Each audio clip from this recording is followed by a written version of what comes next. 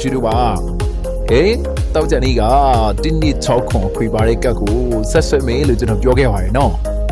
ဟေးညနေပိုင်းမှာတစ်6လို့ထွက်သွားတဲ့တွေ့တင်းနစ်6ခွန်ပါတဲ့ကတ်ကလေးကတော့အောင်ပွဲခံသွားခဲ့တာဖြစ်ပါတယ်ရှားလိုက်ကြသေးလားဗျာနော်ဟေးကျွန်တော်ကိုယ်တိုင်တရားရခိုင်တော့အာမခံရတဲ့ကတ်တီကိုယုံကြည်ထိုးရင်မျိုးတို့တော့ပါပဲနော်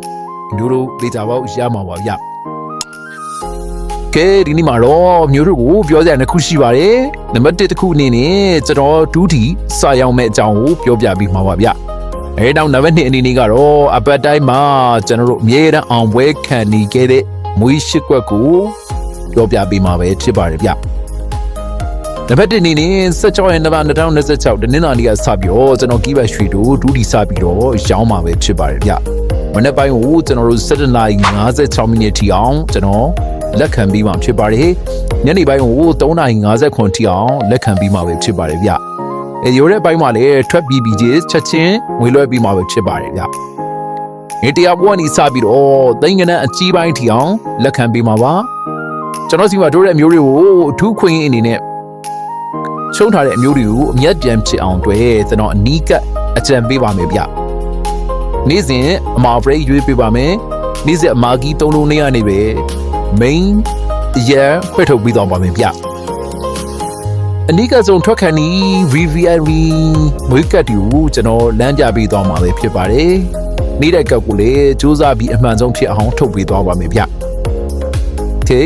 အဲ့တော့ကျွန်တော်စီမှာလာပြီးတော့အားပေးခြင်းရင်အားပေးလို့ရပါပြီဗျအဲနောက်နံပါတ်2အချက်အနေနဲ့နံပါတ်1ချက်အနေနဲ့ကျွန်တော်တို့အမြဲတမ်းအောင်ဝဲခံနေတဲ့မွေးရှိကွက်ကိုပြောပြပေးပါမယ်ဗျ16ရက်2လကနေပြီးတော့20ရက်2လအထိအမြဲတမ်းအောင်ဝဲခံနေကြမွေးရှိကွက်ကတော့